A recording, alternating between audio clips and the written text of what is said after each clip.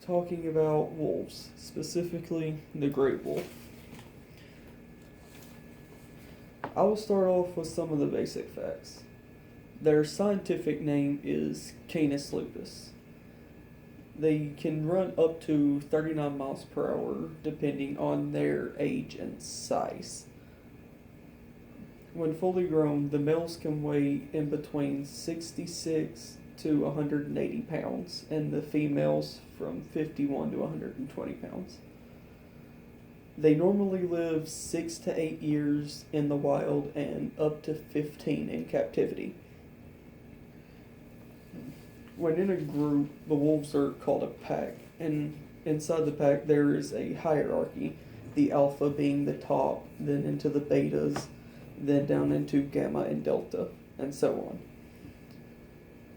And even though they are called the gray wolves, they're not always gray. Their coats can be white, brown, black, and gray. And they have been hunted to near extinction in most states. Now I will move on to some facts that required a little more research. The pups stay with their mom for 2 months after birth. They only reproduce once annually, and this has both positive and negative effects on the population.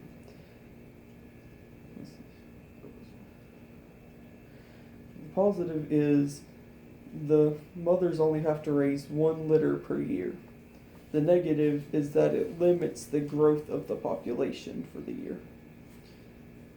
According to Defenders.com, and I quote, wolves play a key role in keeping ecosystems healthy. They help keep deer and elk populations in check, which can benefit many other plant and animal species. The carcasses of their prey also help to redistribute nutrients and provide food for other wildlife species like grizzly bears and scavengers. Scientists are just beginning to fully understand the positive ripple effects that wolves have on ecosystems. So, this tells us that wolves are very beneficial to the ecosystem and environment.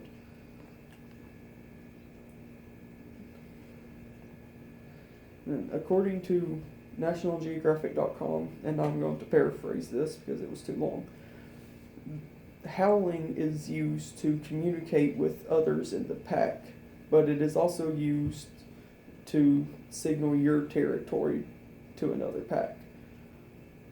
And they also howl just because another wolf howls, like a dog barking.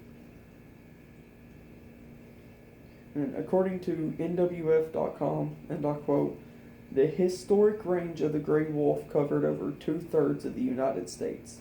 Today, gray wolves have populations in Alaska, northern Michigan, northern Wisconsin, western Montana, northern Idaho, northeast Oregon, and the Yellowstone area of Wyoming. Mexican wolves, a subspecies of the gray wolf, were reintroduced to protected parkland in eastern Arizona and southwest New Mexico. Wolves can thrive in a diversity of habitats from the tundra to woodlands, forests, grasslands, and deserts. They once roamed most of the northern hemisphere. According to McAllister.edu, and I quote, contrary to popular belief that wolves are dangerous to humans, there is actually a better chance that a person will be hit by a meteorite than killed by a wolf. There has been no documented case of any person being killed by a healthy wild wolf in the United States. However, according to the Center for Disease Control and Prevention, 10 to 20 people are killed and 4.7 million people are attacked each year by dogs. This tells us that wolves are not as big of a danger to humans as people claim. For a description, I will use wolfworlds.com, and I quote, the common wolf is also known as the gray wolf. This is the type of wolf that most people are familiar with. However, they are often mistaken for other types of wolves out there. This is because the actual appearance of them can be drastically different based upon the location they are in. Some of the common wolves out there only weigh about 80 pounds. Others can be closer to 100 pounds. Researchers have come across some that were almost 200 pounds, but that is very rare. The range in length from 4.5 feet to 6 feet. The colors of them can include brown, gray, black, red, white, and a mix of various colorings and shades. The head and muzzle of these wolves are narrow compared to other species. They also don't have the same mass across the shoulders, yet they are still very powerful animals. They aren't as fast as other animals, but they have a stamina that can't be matched. So they may not have that initial speed, but they can go the distance at a good rate. The webbing between each toe allows the common wolf to be able to move easily, regardless of the type of terrain they are on. They have very large feet, so they are able to shift how their weight is distributed.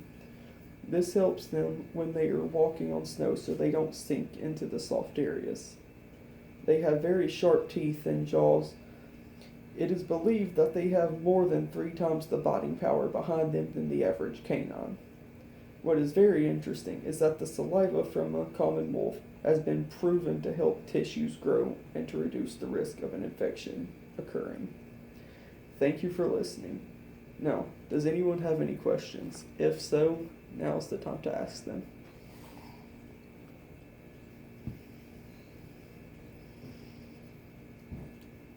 What was the biggest weight of the wolf? That would be for the males. They can reach up to 180 pounds.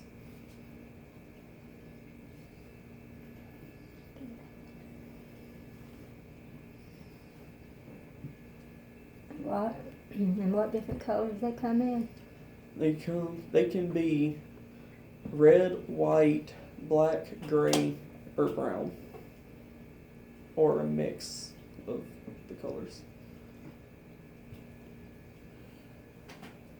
And how many times a year do they have pups? They only reproduce once annually. So 1 time a year. And how big does the female get? They can grow up to 120 pounds. So how many little ones do they usually have? Around 4 to 6 pups.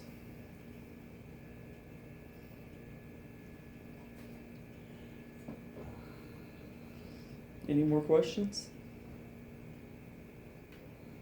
Okay. Thank y'all for listening.